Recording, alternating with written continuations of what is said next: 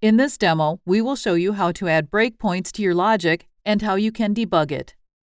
We already have a module open in Service Studio with the Order Detail screen. In this screen, we can create a new order or edit an existing one. The Save button triggers the Save on Click action where there's some data validation and the logic to create or update an order. To showcase the debugger, we will stop the execution of this Save on Click action while running the application in the browser. For that, let's start by adding a breakpoint in the Start node of the action. Having the breakpoint set, we can now start the debugger. When the breakpoint was added, the Debugger tab opens with the Start Debugging option available. We can also start the debugger through Service Studio's top menu. Let's start the debugger using the first option.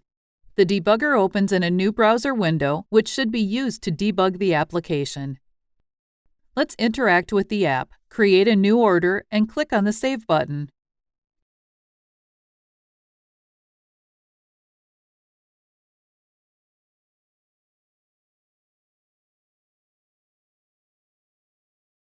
At this point, the execution in the browser stopped and it moved back to Service Studio. We can see that the execution is in the Start node where the breakpoint was defined. Also, the debugging options are now visible on the Debugger tab. Let's execute the flow step by step. In every step, we can see the values of the variables being used in the Use tab. By changing to other tabs, we can see more information such as values of variables local to the scope or in widgets. We can then continue the execution step by step, and then proceed with the request whenever we want to. Notice that the execution changed back to the browser since the request finished. Let's close the browser and stop the debugger. Back in Service Studio, let's add another breakpoint and start the debugger again.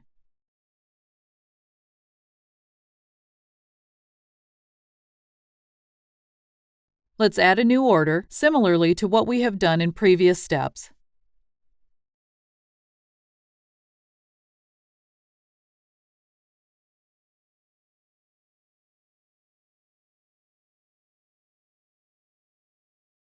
As expected, the execution stopped in the Start node. If we continue the request, we can see that the execution stops in the next breakpoint. This way we can easily jump between breakpoints and move on from there. To wrap up, let's just continue the request, which will finish since there's no more breakpoints.